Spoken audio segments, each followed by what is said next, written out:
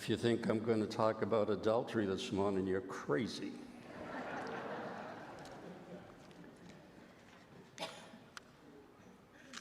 Abraham Lincoln. The dogmas of the quiet past are inadequate to the stormy present. The occasion is piled high with difficulty, and we must rise with the occasion. As our case is new, so we must think anew and act anew. End of quote. Now, whatever Jesus is saying, and I thank God that Tom took the short gospel, whatever Jesus is saying is the ideal. The ideal. Jesus is very idealistic in all his talks, in all his parables, in all his preaching. The norm. Idealism. But every case is an individual case. And if you think for a moment that until death do us part is inevitably there no matter what, then you are mistaken. Because people can kill love.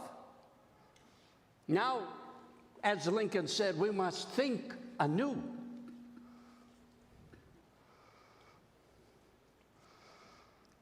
If you think that divorce is not allowed, you got to think anew. Every case is an individual case.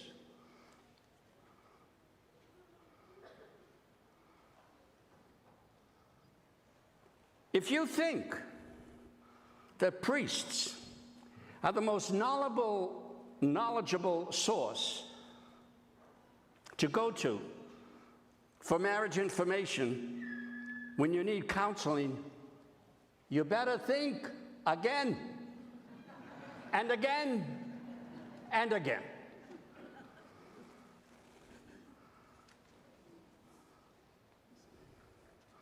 Like every other priest you know and have known, are celibate. That means we are not married.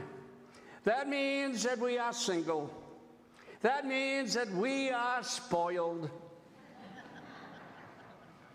Often a bit inadvertently selfish. 2 weeks ago on a Wednesday morning at 3 a.m., I was watching on PBS an opera from the Metropolitan Opera. 3 o'clock in the morning. I didn't have to about waking up anybody.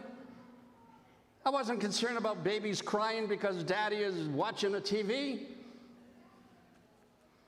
We are spoiled. We don't have the responsibilities of marriage life. If I have $100 in my pocket, I can do with it whatever I want. I'm not concerned about saving money for kids' graduation or college.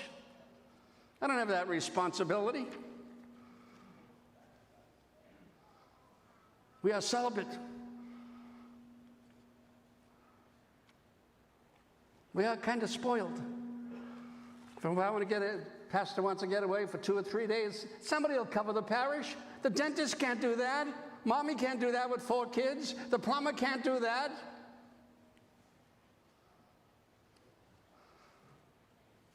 Good many of us don't know what responsibility is in regards to marriage. So I always wonder why people go to the priest for knowledge when they're having marriage problems. Unless that priest has a graduate degree in marriage and family therapist. And nobody in this diocese has it. When I was pastor, we had a full-time woman with a degree in marriage and family therapist, full-time, with a wonderful, rich Jungian psychology background. And if somebody came to me and said, Father Joe, we're having trouble with marriage, I said, go next door. Go next door. Because Father Joe doesn't want to know about your problems, and he can't do anything about them.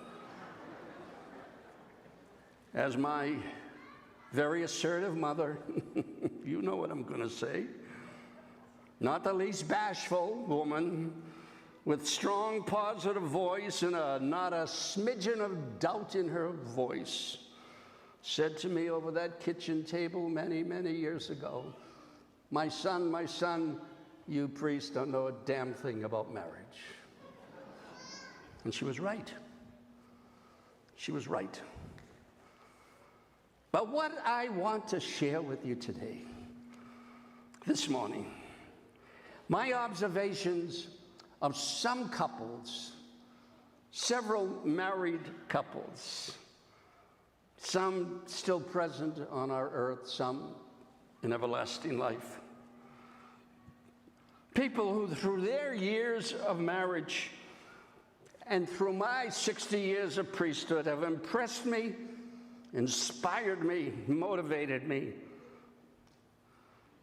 because of their marriage, their solid marriage. Memories I will always cherish. And it was so synchronistic, so interesting, that one person kind of just jumps out at me because I read it in the paper, just in a magazine I was reading just a week ago. Tom Coughlin, New York Times, August 24th, 2021. You know who Tom Coughlin is, two-time Bull winner. He used to be coach for the New York Giants. Also coached for the Jacksonville Jaguars. Also for Boston College. Tom is not on the sidelines this year as the football season begins. He's at the bedside of his wife, Judy. A year ago, Judy was diagnosed with a brain disorder. Unable to walk, unable to speak, unable to think or control her body functions. Tom Coughlin said in his article, the first year I was home, taking care of Judy was frustrating. I had always thrived on the structure of football. That was gone, and I was a lousy caretaker, lousy at my new job. But even though I am still lousy at being at home with Judy, I know there is no other place I could ever be. I spent my entire life, he says, preparing for some big games a person could play in football, but nothing can prepare you to be a caregiver and to watch a loved one slip away. He says that taking care of Judy is a promise I made 54 years ago when she was crazy enough to say, I do. Coughlin says, I tell my football players discipline, commitment, and accountability do not end when you leave the football field. The truth is when those qualities really matter, as when you leave the football field. We don't choose our sunsets, that's true. But I'm so blessed to get to hold Judy's hand through her sunset. That's what makes a marriage solid. Then there's Fran and Frank, one of my favorites. Fran is 101. Frank is 100. They are married for 73 years. They now live in Herndon, Virginia. I can still see them in my memory. They walked around Boulder City every morning around 7 o'clock, holding hands. I can still see them coming up to the altar to receive the Eucharist to take to shut-ins at 70 years old. One day, when they were 75 years old, Fran came up to me and said, Father Joe, you think that we can retire? I spoke to them this past week on the phone. little hard of hearing on both sides, them and me, but a most joyful 15 minutes. At their big celebration of 75 years in Boulder City, at our community, about 200 people there, I asked Frank, "Hey, Frank, how do you keep it together after all these years?" And he said, "When we got married 75 years ago, we got rid of the I, and it became the we for the rest of our lives." Get rid of the I. That's what makes a marriage solid. Then there's Tony and Dot Caputo. They're in heaven, long gone. Head cook, organizer of our monthly parish get-togethers. Every month we had something going. Tony was legally blind, but he could tell a $10 bill from a $5 bill. Wonderful guy. They were so popular in the parish. Always interested, people are always interested in their public and habitual arguing. 30 seconds later, they're lovey-dovey again. Wonderful, wonderful memories. In preparation for their 60th anniversary, I took them down to Smart and Final down here on Easton, do a heavy, heavy shopping for the celebration of 200, 250 people. Tony was in the back seat as we were going back to Boulder City, and Dorothy was driving, and I'm sitting in the passenger seat. And once again, I asked that question, "Hey guys, how do you keep it together for 60 years? Now, Tony wasn't the brightest light that came out of Brooklyn, all right? I don't think Tony finished the 8th grade. What a lovely guy he was. A lot of street knowledge. Without a doubt, without a minute, in a nanosecond, he said, "CCC." I turned around to see if that came out of Tony's mouth.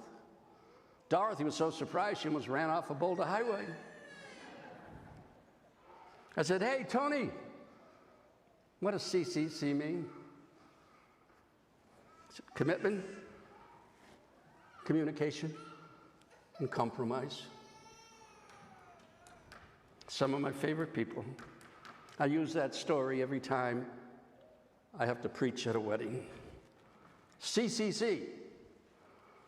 That's what makes a marriage solid. And the last one is Frank and Barbara Dempsey.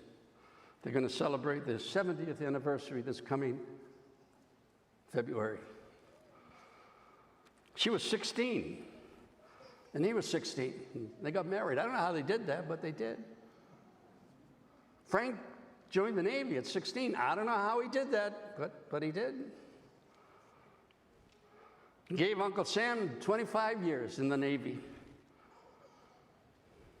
He lost a teenager, 1978, in Lake Mead. But they dealt with it with such courage, such faith. It was amazing. They impressed not only the people of the parish, but all the people in Boulder City who knew them. After their 4 children married and started their own families, Frank and Barbara dedicated themselves to working with Habitat for Humanity. They spent 35 years every summer where Habitat for Humanity needed them. And every summer they would meet one of the former presidents of the United States, working with a hammer and a screwdriver, and some favorite people of mine. What have you done for the least of my brothers and sisters? Frank and Barb could answer that. And that